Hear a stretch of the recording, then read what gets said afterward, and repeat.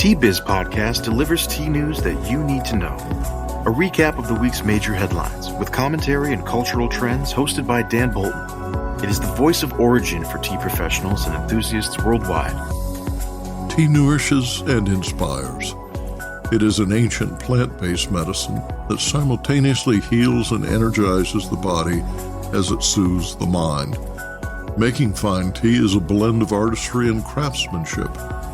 The $200 billion tea trade is fundamentally local, yet exerts global influence, employing millions to enhance the well-being of all.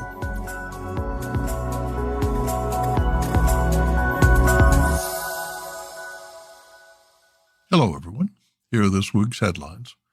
Japan's Ag Ministry is considering a stimulus to address a matcha shortfall. Tea's unexpected role in water purification, and caffeine intake rises as consumers opt for coffee. Plus, ending the de minimis exemption on tea is short-sighted. Eliminating the $800 de minimis tariff exemption will significantly impact the U.S. tea industry. The recent imposition of a 10% tariff on top of the 7.5% duty on Chinese tea, with a threatened additional 10% duty under discussion, has disrupted and burdened quality-driven tea enthusiasts and small businesses. Removing the de minimis exemption further alienates those committed to quality and innovation in the tea market. Rather than a blanket removal, U.S. policymakers should explore targeted solutions, such as industry-specific exemptions that assist small-scale imports while addressing trade concerns. Otherwise, this decision will make premium tea less accessible for consumers and disadvantage U.S. retailers against global competitors. More in a minute, but first, this important message. What happens when businesses along the tea supply chain get together and support women and children in tea communities? The Mother and Child-Friendly Seal for Responsible Business is creating long-term positive impacts, making your cup of Ceylon tea all the sweeter. Learn more at srilanka-motherandchildseal.org. Japan's Ministry of Tea will subsidize farmers to address a matcha shortage caused by rising demand. The shortage of tencha led Kyoto tea companies Ippodo and Maruyuku to place purchase limits on the finely ground tea powder for the first time this year. The 2025 tea harvest, beginning with the first flush in April, will bring temporary relief, but the highest grade tencha is usually harvested at the end of May or early June. Consumption within Japan is declining, but matcha is an international sensation with significant exports to Europe and the United States. Green tea exports have surged around ninefold to a record 29.2 billion yen. That's about 185 million U.S. over the past 15 years, lifted mainly by matcha on the back of the increased popularity of Japanese food among health-conscious consumers, according to the Ministry of Agriculture, Forestry, and Fisheries, MAFF. According to government data, Japan's tea production dropped by more than 20% during the same period, reflecting the aging farm population and a nearly 40% drop in household annual spending on green tea. MAFF reports that Japan produced 4,176 tons of matcha in 2023, almost a threefold increase from the 1,471 tons harvested in 2010. The shift to tencha will be stipulated in MAFF's basic tea production policy to be revised this spring during its scheduled 5-year review. Farmers will be incentivized to switch from producing sencha, Japan's most frequently consumed tea. Tencha is made by steaming and drying tea leaves grown in the shade. The leaves are then ground into fine matcha powder. According to the Global Japanese Tea Association, Kagoshima Prefecture has allocated 36 million yen to develop international sales channels. Shiga Prefecture is actively promoting Omi tea in international markets. The Japan External Trade Association, JETRO, in Shiga organized visits for buyers from the USA and Austria, including farm tours and business meetings to raise awareness and market presence for Omi tea. In related news, the ministry reports Kagoshima has overtaken Shizuoka as Japan's leading tea producer, with a total production of 27,000 metric tons in 2024, surpassing Shizuoka's 25,800 tons. Shizuoka, though, kept the lead in high-value spring harvest volume. Kagoshima's success is attributed to its focus on summer harvest tea, which is widely used in bottled beverages. This has resulted in higher yields, reaching 1,680 kilograms per hectare, compared to Shizuoka's 1,030 kilograms per hectare average. Business Insight. Social media has become an essential tool in governmental initiatives to promote matcha. The Japan Food Product Overseas Promotion Center's tea promotion account on Instagram has attracted more than 30,000 followers. TBIZ correspondent Rupak Goswami found this report on tea's unexpected role in water purification. A simple cup of tea can do more than provide comfort. It can clean your water. Researchers at Northwestern University found that tea leaves can capture and remove toxic heavy metals, including lead and cadmium. Their study, published in the peer-reviewed journal ACS Food Science and Technology, shows how tea leaves act as natural filters for drinking water. When tea leaves steep in hot water, their porous structure and high surface area capture metal ions, trapping harmful elements.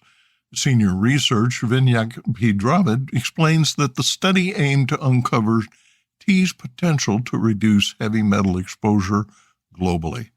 Quote, tea is the most consumed beverage in the world, and people don't have to change anything about their routine to get this benefit, end quote, said Benjamin Schendel, the study's lead author. Quote, the simple act of brewing tea is already removing contaminants from the water, end quote. What makes tea effective? The research team tested various types of tea, brewing methods, and tea bag materials to evaluate their impact on metal absorption. Key findings include, due to its larger surface area, finely ground black tea demonstrated the highest effectiveness in absorbing metal ions. Longer steep times resulted in greater absorption of contaminants, with extended brewing, such as overnight steeping, maximizing metal removal. The material of the tea bag is significant. While nylon and cotton tea bags had minimal effect, cellulose-based bags were highly effective in absorbing metals without releasing microplastics into the water. The study found that tea leaves can reduce lead in water by up to 15%. While not a substitute for advanced filtration, tea's natural absorption properties can help reduce heavy metal exposure. Quote, drinking an extra cup of tea daily could, over time, contribute to lower health risks associated with heavy metal exposure, end quote, Schendel noted. This finding also offers a potential explanation for observed correlations between high tea consumption and reduced rates of heart disease and stroke. Although tea isn't a substitute for water purification, it can enhance water safety. Future research will explore how other plant-based materials affect contaminant removal, possibly leading to new filtration methods. Researchers aim to inspire more studies on natural substances in water purification.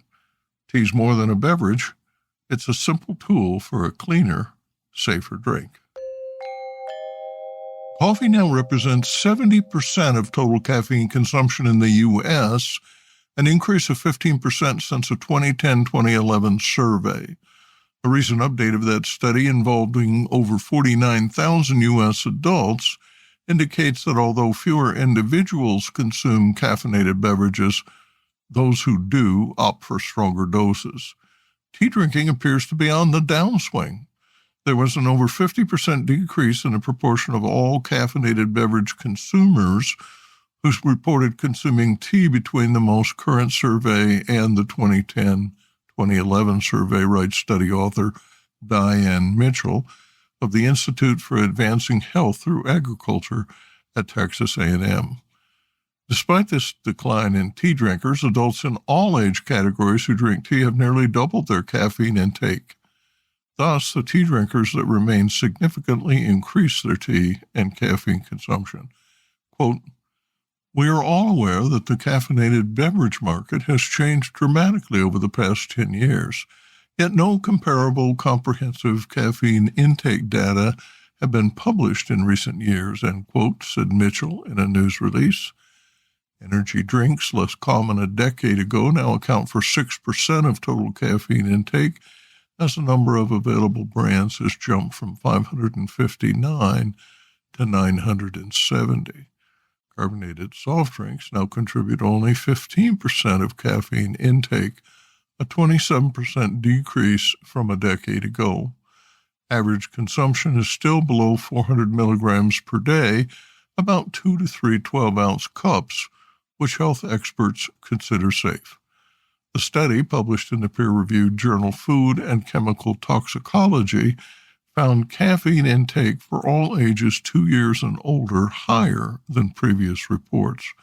Quote, "Intakes in younger children in particular are above recommended levels," according to the researchers. The authors caution that, quote, "Since significant changes in survey methods have occurred over time, it is impossible to know if some of the shifts in beverage consumption patterns reflect true trends in intake, as data collection for this study occurred during a period of transition from consuming beverages at home to away from home." The authors concluded, quote, "With a constantly evolving market of caffeinated beverages and the potential impact it has on beverage consumption patterns, continued monitoring of caffeine intake is warranted." And now, a word from this week's sponsor. Hi, I'm Nish. I grew up in an organic tea farm and founded Nepal Tea Collective in 2016. Tea is not just a beverage for me, but a catalyst for social change, sustainably empowering hardworking artisans like my parents for the past 30 years. I'm on a mission to make the whole world aware of the goodness of Nepali teas and the good that comes from supporting growers in this remarkable land. If you haven't tasted Nepali teas yet, you're missing out. Our award-winning teas are making headlines. Find out why. Visit Nepal Tea Collective's website to get a free sample of this extraordinary taste of the Himalayas. That's nepalteacollective.com. Or just send me an email at nish, Nish, at nepalteacollective.com. Cheers.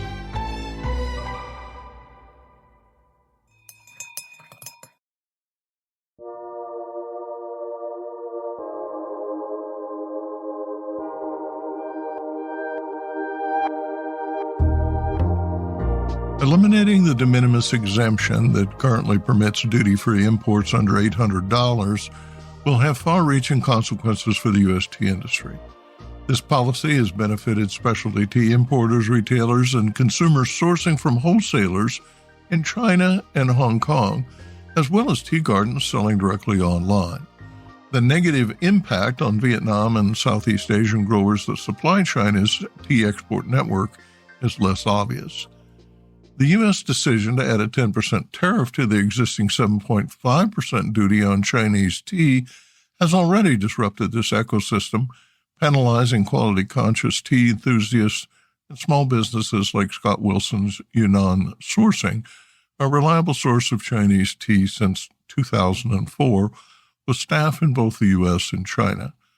Wilson increased prices by 10% this month, quote, to deal with increased costs due to tariffs and the fact that no matter what shipping method we end up using to ship from China to the USA, we'll be paying all the tariffs and fees on behalf of the customer, end quote.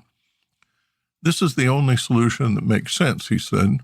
Placing the burden of paying the tariffs on the customer would be a nightmare for both Yunnan Sourcing and the customer, he said. Orders to addresses other than the U.S. pay the previous rate. Eliminating the exemption is in response to the surge in Chinese imports under the $800 threshold, with estimates suggesting that de minimis imports from China exceeded $50 billion last year, possibly doubling from previous levels. While addressing trade imbalances and security concerns may be a priority for U.S. policymakers, applying broad measures without sector-specific considerations will only damage industries reliant on small-scale, high-quality imports. Tea retailers are a case in point. For Tea Professional, the implications are clear. The cost of premium Chinese teas, already in high demand, will rise. Unlike commodity tea producers, specialty tea gardens operate on narrow margins and are unlikely to absorb these costs. As a result, Chinese tea exporters will divert their most sought-after offerings to Japan, Europe, Canada, and other markets where demand remains strong. From artisanal tea shops to online retailers and shoppers, American online buyers will face higher prices and reduced access to exquisite Chinese teas. Removing the de minimis exemption is a self-inflicted wound. Given that the U.S. tea cultivation is minimal and primarily focused on niche markets, the exemption will not boost sales by domestic producers. Instead, it alienates customers and businesses committed to quality, innovation, and the direct trade relationship that defines the modern tea industry. Rather than a blanket elimination of the de minimis exemption, U.S. policymakers should consider targeted solutions, such as industry-specific exemptions or revised duty structures that support small-scale artisanal imports while addressing legitimate trade concerns. Otherwise, this decision will only push premium tea further out of reach for American consumers, leaving U.S. retailers at a disadvantage while global competitors reap the benefit.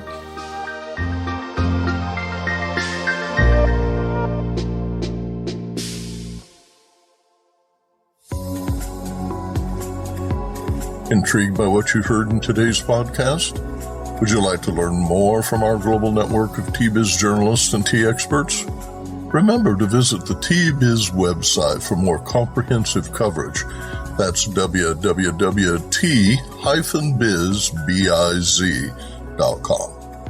Thanks for listening. Farewell till next week.